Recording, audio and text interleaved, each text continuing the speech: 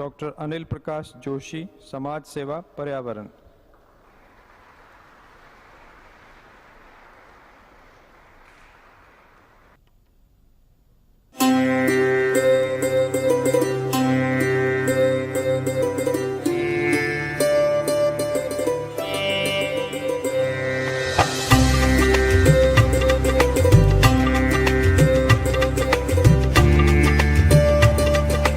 नमस्कार, आप देख रहे हैं परवतजन डिजिटल। आपके साथ मैं हूं मीनाक्षी सा।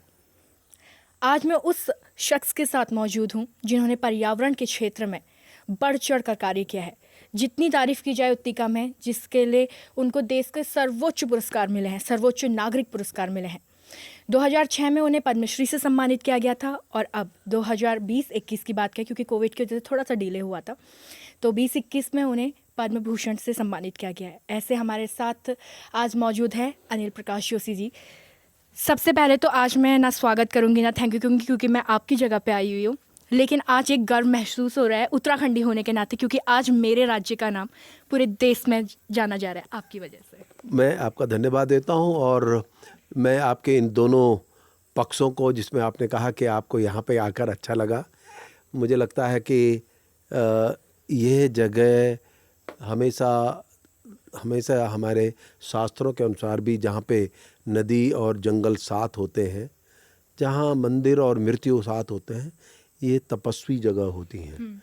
और आपने अगर ऐसी अनुभूति ली है तो मुझे अच्छा लगा, और वो मैं मानता हूँ कि मेरे और मेरे सभी साथियों की ये तपस्या है इसे खड़ा करने में। तो मैं आपका धन्यवाद दे रहा हूँ कि आपने आज मुझे सम्मान दिया है इस तरीके से। जिस व्यक्ति के पास देश का सर्वोच्च सम्मान हो और वो ये कहे कि ये सम्मान मैं समाज को समर्पित करता हूँ, ये समाज का है, मेरा नहीं है, ये इतनी महानता अंदर से कैसे आई? देखिए, पहली बात तो यह है कि मैं अपने आप में शून्य हूँ, कि अगर कोई विचार भी, अगर मैं और मेरे साथियों में समाज के लिए, बेहतरी के लिए कोई पनपा हो, उभरा हो, तो शायद उसको कहीं उतारने का काम तो लोगों का ही था, गांव का था और उस समाज का था जिसके लिए मैं समर्पित हूँ। और उसकी भागीदारी मेरे से ज़्यादा महत्वपूर्ण वो नहीं होती, तो शायद उन प्रयोगों को मैं किसी से चर्चा भी नहीं कर सकता था और ले भी नहीं जा सकता था। इसलिए, और मेरे अपने व्यक्तिगत जो HESCO संगठन के अपने साथी हैं या और स्वैच्छिक संगठनों के साथी हैं, इनकी सबकी बराबर की भागीदारी है। इसलिए सत्य तो यही है कि इस तरह का पुरस्कार किसी व्यक्ति का हो ही नहीं सकता, ये तो सामूहिक होता है, क्योंकि उनके बिना ये संभव ही नहीं था। तो इसलिए मेरे मन में हमेशा ये भावना रही है कि मेरे और मेरे साथियों के और इस संगठन के अस्तित्व के पीछे वो लोग हैं जो समाज के सबसे बड़े पिलर हैं, और वो हैं गांव घर के लोग। तो मैं, इसलिए मुझे लगता है कि मैं किसी भ्रम में नहीं पड़ना चाहता कि ये मेरा और मेरे साथियों का ही पुरस्कार है। इसलिए मैं यही चेष्टा करता हूँ कि मैं ज़मीनी बना रहूँ और इस भ्रम में न रहूँ कि ये मेरा है। इसलिए मेरे को अच्छा लगता है ये कहते हुए, और मन से सुकून भी होता है कि मैं इसको सबका पुरस्कार मानता हूँ। अच्छा, जैसे अभी सर ने कहा कि शून्य होना, जो शून्य होता है वही पूर्ण होता है मेरी नज़र में। लेकिन ज़मीन से जुड़ी हुई आपने एक बात कही, कितना मुश्किल होता है ज़मीन से रहना, क्योंकि जिस तरीके के पुरस्कार आपके पास है, ऐसे में फिर इंसान का ज़मीन से जुड़ा हुआ रहना। देखिए, मैं अक्सर अपने भी सभी साथियों को बोलता हूँ एक बात, कि आज अगर कोई सबसे कठिन काम है तो सरल रहना है।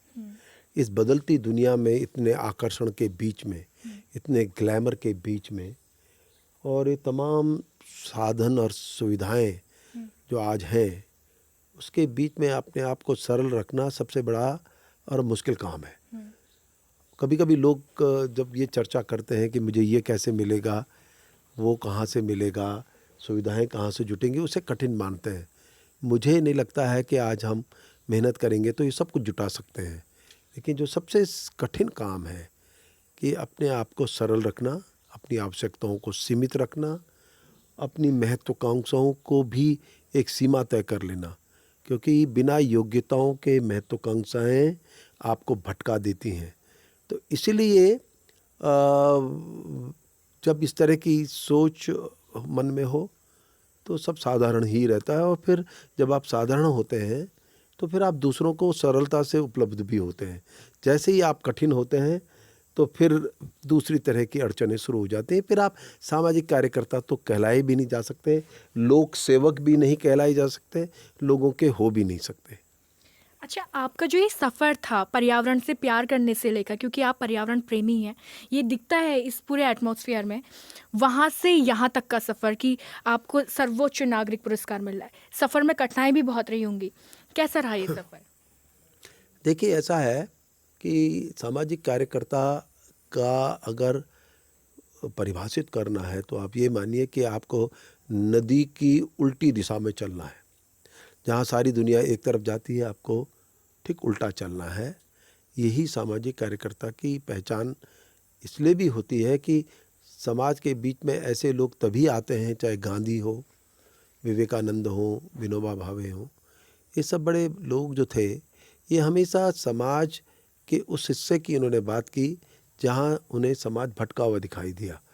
और इसीलिए यह लोग जब इस तरह की बातें करते रहे तो ये अलग थलग हो गए। और पहले नकारात्मकता आती है, अपमान भी होता है, और इन सब के बीच में जो कि एक तरह की प्रवृत्ति है हमारी, तो मैं भी उसका हिस्सा था। जब मैंने पढ़ाता था एक महाविद्यालय में, 22 साल मैंने पढ़ाया, तो मैंने बहुत से पीएचडी विद्यार्थी भी मेरे साथ रहे। उन सबको जोड़ करके जब 1983 के आसपास इस संगठन को जन्म दिया था, तब तक ये मैं एक शब्द का प्रयोग करूँगा, क्षमा चाहता हूँ, एनजीओ बाजी नहीं थी, तब सेवा थी। महात्मा गांधी की कल्पनाएं थी या अन्य की।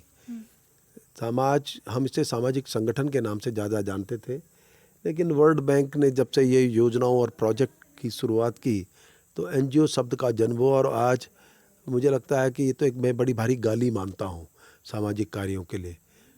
और तब हमने इसको जन्म दिया था 83 में, और विद्यार्थियों के साथ रह के गाँव में काम करते थे। तो तब विरोध होता था कि मुझे तो पढ़ाना चाहिए, मैं ये दूसरे काम में क्यों लगा हूँ। मेरे घर का भी विरोध होता था, घर से भी विरोध होता था। और जब मैं नौकरी छोड़ने पे और कोटद्वार जहाँ मैं पैदा हुआ वहाँ उतारू हो गया, तो घर से लेके और बाहर तक सब एक पागलपन का दर्जा जो मिलता है आपको कि ये कहीं भ्रमित है, भटका हुआ है, ऐसे तमाम तरह के वो होते हैं। और फिर समाज भी एक दूसरी दृष्टि रखता है, और कई ऐसे अवसर आते हैं कि आपके बहुत अपमान होते हैं, सब तरफ से होते हैं। लेकिन जो लोग कटिबद्ध होते हैं, जिनके उद्देश्य बड़े साफ होते हैं, वे इनको कोई भी मूल्य नहीं देते। इस तरह के चीज़ों को समय वो नहीं देते, अटेंशन नहीं देते कि जो इस तरह की चीज़ें हो रही थी, अपने कार्य पर लगे होते हैं। तो वही एक स्थिति थी कि मुझे लगता था कि मैं और मेरे साथी शायद एक देश में दिशा तैयार कर पाएंगे जिसका लाभ जनहित में होगा।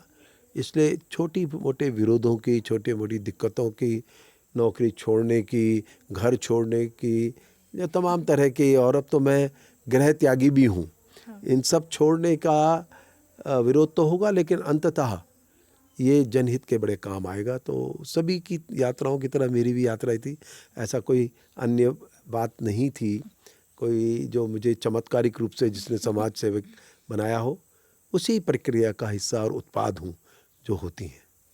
अच्छा, आपके जो प्रोजेक्ट्स अब चल रहे हैं, ये सिर्फ उत्तराखंड तक सीमित हैं या फिर देश भर में ही चलने वाले हैं? देखिए, दो बातें होती हैं जब भी कोई प्रयोग सफल होता है। मैं उदाहरण के लिए 2-4 प्रयोगों का यहाँ पे ध्यान दूंगा। सबसे पहले घराट का एक काम किया था कि घराटों को दोबारा स्थान मिलना चाहिए। फिर वो एक उसके लिए यात्राएं की, पद यात्राएं की और बहस की, सरकारों से की। तो दो बड़े असर पड़े। एक तो राष्ट्रीय स्तर पे घराट को मान्यता मिली और एक राष्ट्रीय स्कीम बन गई वाटर मिल पे। फिर दूसरा बड़ा काम ये हुआ कि उसको कॉटेज इंडस्ट्री का हो गया। तो प्रयोग हमेशा ऐसे होने चाहिए, क्योंकि हम व्यवस्था नहीं बन सकते। व्यवस्था तो सरकार है जिसे हम बनाते हैं, वोट देते हैं, खड़ा करते हैं, उनको काम करना चाहिए आगे।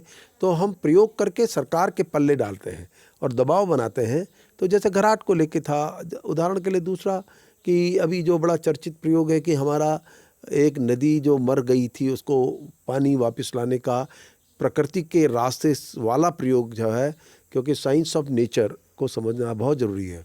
तो हमने जो अपनी नदी की वापसी की, जंगल खत्म हो गए थे तो फिर उसमें जल छिद्र बना दिए ताकि जो पानी वर्षा का गिरे उसके नीचे जाए, और उसके बाद धीरे धीरे उस जगह में आग भी नहीं लगती, नई प्रजातियां पैदा हो गई और नदी की वापसी हो गई। इसे नमामि गंगे से लेके नीति आयोग तक इस पर बड़ा गंभीरता से चर्चा करते हुए इसे राष्ट्रीय कार्यक्रम का हिस्सा बना रहा है। ऐसे ही चाहे प्रसाद का कार्यक्रम हो, खेती बाड़ी से जुड़े हुए हमारे नए प्रयोग हों, और अभी ऑर्चर्ड करीब जो हमने 100 हेक्टेयर से ज़्यादा उत्तराखंड में एक नए प्रयोग के साथ ऑर्चर्ड डेवलप किए हैं, वो भी एक बड़े उदाहरण बन रहे हैं। और ऐसे बहुत ढेर सारे कार्य हैं कि जिस पे हम लगे हैं, वो हवा, मिट्टी, जंगल, पानी से लेकर भी हैं। और अंततः जो सीखा वो तो अब आपको पता ही है, सकल पर्यावरण उत्पाद GEP, ग्रॉस इन्वायरमेंट प्रोडक्ट। हमने कहा GDP तो इकोनॉमिक ग्रोथ मेजर होता है, सकल घरेलू उत्पाद एक प्रकृति और पर्यावरण से भी जुड़ा होना चाहिए। सकल पर्यावरण उत्पाद, बताइए कितने जंगल बढ़ाए, बताइए कितना पानी बढ़ाया, कितनी हवा ठीक की, कितनी मिट्टी ठीक की, और इनको मिलाकर के भी एक सकल पर्यावरण उत्पाद। और अभी आपने देखा होगा सुप्रीम कोर्ट ने कल ही एक कहा है कि आपको पर्यावरण का आकलन करना चाहिए। तो उत्तराखंड राज्य तो इसमें बहुत आगे पहुंच चुका है कि हम जल्दी से सकल पर्यावरण उत्पाद देने जा रहे हैं। तो ये तमाम जो प्रयोग हमारे हो रहे हैं, आर्थिक और पारिस्थितिकी दोनों को जोड़ के हो रहे हैं। हमारा मानना है कि इकोनॉमी इंक्लूसिव इकोलॉजी ही एक सतत विकास बन सकता है, और राज्य सरकार इसमें बड़ी गंभीर भी है इसको आगे बढ़ाने के लिए। अच्छा, जैसे आपने यहाँ पर सतत विकास की बात करी है, वहाँ पर मैं जोड़ना चाहूँगी कि हर 15 साल में जैसे कि चेक किया जाता है कि आपके राज्य में, आपके देश में कितनी विकास हुआ है, और ख़ासकर पर्यावरण को मद्देनज़र इसको किया जाता है कि वैश्विक स्तर पे क्या कुछ रहा है। जैसे कि अभी अगर जलवायु परिवर्तन की बात की जाए तो जैसे हम देख रहे हैं कि मौसम बिल्कुल डिसबैलेंस हो गया एक तरीके से। अगर मैं एक शब्द उठाऊँ, ठंड की जगह पे अभी थोड़े दिनों पहले गर्मी हो रही थी, अचानक से अब ठंड हो रही है। ये सब कुछ जिस तरीके से वेदर हमारा चेंज हो रहा है, कहीं ना कहीं ये फॉल्ट हमारा ही है, या थोड़ा सा इस पे सरकार को भी ध्यान देना चाहिए, उनका भी फॉल्ट रह रहा है? अभी देखिए, ये अंतर्राष्ट्रीय मुद्दा बना हुआ है। अभी आप देखिए कि राज्य सरकारी, क्या चेन्नई में आज की बाढ़ की बड़ी चर्चा है, और यही नहीं, आप अमेरिका में जाइए, अभी कल की खबर है कि एक और बड़ा तूफान आने वाला है। देखिए, ये अंतर्राष्ट्रीय स्तर पे मनुष्य ने जो अपनी प्रवृत्ति तैयार की, विलासिताओं, विकास, एक ऐसे विकास जो विलासिताएं पैदा करे, विलासिताओं के बीच में डुबो दे, ये उसके दुष्परिणाम है। और ये एक संकेत है प्रकृति का कि इसे समझें। और यही कारण है कि जिस संगठन से हम जुड़े हैं, जिस संगठन में हम काम कर रहे हैं, और जो बातों की हम भागीदारी कर रहे हैं, हम बार बार एक शब्द का प्रयोग कर रहे हैं, इकोलॉजी इंक्लूसिव इकोनॉमी, जिसमें इकोलॉजी भी हो, इकोनॉमी भी हो। जब दोनों को जोड़कर एक ही फुट स्टेप में रखेंगे, अभी हमारी प्राथमिकता इकोनॉमी है, उससे नहीं चलेगा काम, क्योंकि उसके दुष्परिणाम है। तो जलवायु परिवर्तन के सबसे बड़े खतरनाक अगर प्रभाव पड़ेंगे तो हम पे पड़ेंगे, हिमालय के लोगों पे, उत्तराखंड में। और ये आपने देखा ही है कि लगातार जो फ्लैश फ्लड आ रहा है, तमाम घटनाएं हमारे बीच में हो रही हैं, ये जलवायु परिवर्तन के कारण है। और अभी मुझे लगता है कि अब कोई भी सरकार हो या आम व्यक्तित्व भी जो हों, सबको ये गंभीरता से सोचना चाहिए कि अब एक ऐसे विकास की कल्पना करनी चाहिए जिसमें पारिस्थितिकी ज़्यादा महत्वपूर्ण अंग बने, तो अब शायद हम एक संतुलन ला पाएंगे। अच्छा, मेरा आखिरी सवाल आपसे ये होगा, अगर हम डेवलपमेंट करते हैं, हमारा देश डेवलप्ड हो रहा है, उसमें कहीं ना कहीं जो हमारा पर्यावरण है वो क्षतिग्रस्त तो होगा ही, क्योंकि अगर हमें चीज़ों को बढ़ाना है तो हमें, जैसे पहाड़ हैं, पहाड़ काट के ही हम सड़क बना सकते हैं। इसके लिए हमारे पास क्या और सोल्यूशन होना चाहिए जो कि वो नीति गवर्नमेंट भी अप्लाई करे, एक आम इंसान भी उस चीज़ को क्योंकि आजकल जैसे आप देख रहे हैं, थोड़ी सी दूर जाने के लिए हमें व्हीकल की ज़रूरत होती है, तो ऐसे में हमें क्या करना चाहिए? देखिए, 3 बड़े निर्णय हर एक व्यक्ति को लेना चाहिए। व्यक्तिगत स्तर पे हर एक व्यक्ति को, जिसको हवा चाहिए, पानी चाहिए, खाना चाहिए, इसलिए सबको ये निर्णय लेने पड़ेंगे। वो ये निर्णय लेना चाहिए कि हम जरा सा अपने को सरल करें। जैसे आपने कहा जरा सी दूरी के लिए आप व्हीकल यूज़ करते हैं, तो पहले तो ऐसा नहीं होता था। अब आप डीजल पेट्रोल फूकेंगे जब आप ये सब कुछ फूकेंगे तो कार्बन एमिशन करेंगे। तो एक तो बड़ा सवाल इस स्तर पे कि हर एक व्यक्ति को कुछ अपने आप पर सीमा और नियंत्रण तय करना चाहिए। दूसरा बड़ा सवाल कि हम सरकारें जो हम बनाते हैं तो उस समय कभी भी जब घोषणा पत्र टाइप की चीज़ें होती हैं उसमें प्रकृति पर्यावरण का कोई स्थान ही नहीं होता। तो वोट देते समय शायद हम सबको अब सामूहिक रूप से सोचना चाहिए, एक सरकार हमारी ऐसी हो जो प्रकृति और पर्यावरण के प्रति संवेदनशील हो। और तीसरी बड़ी बात, हमारा विकासीय मॉडल इसके ऊपर निर्भर होना चाहिए कि इकोलॉजी इंक्लूसिव इकोनॉमी, जिसको मैं बार बार कर रहा हूँ, बिना आर्थिकी के नहीं चलेगा, लेकिन उसमें इकोलॉजी हो। अब सड़कें भी बनी, चाहे 4 धाम की सड़कें बनी जिसको तहस नहस के रूप में भी माना गया है, लेकिन अब ऐसा तो नहीं है कि हमारे ही उत्तराखंड राज्य में सड़क बन रही हो। भाई सारी दुनिया में जिस यूरोप को आप मॉडल मानते हो पहाड़ का कि वहाँ साहब बहुत अच्छा विकास है, वहाँ जब सड़क बनती है तो ऐसा नहीं होता है कि 2 साल में सारी सड़क पूरी कर दो। वहाँ तो 2 साल में 1 किलोमीटर बनती है, क्योंकि तब तक वो सड़क को स्टेबल भी करते हैं। तो अभी जब हमारे इस तरह की सड़कें बने तो इसमें यह होना चाहिए कि 10 साल का प्लान हो। 10 साल में आप 1-1 किलोमीटर सड़क बनाते, उसको स्टेबल करते हुए आगे बढ़ें, स्टेबल करते हुए आगे बढ़ें। अब एक ही बारी में आप इधर से उधर जाएंगे। अब तो ये होता है कि एक रात में सड़कें बनती है और अगली रात खत्म हो जाती है। फिर आपके अगले रात में तबाह होते हैं, किसी समय में आप अचानक बड़ी घटनाओं को झेलते हैं। तो अभी इन्हीं पर बहस की आवश्यकता है। यही एक समझ होनी चाहिए। विकास चाहिए, इकोनॉमी भी चाहिए। हम कैसे दुनिया में पीछे छूटे, किसी से क्यों छूटे?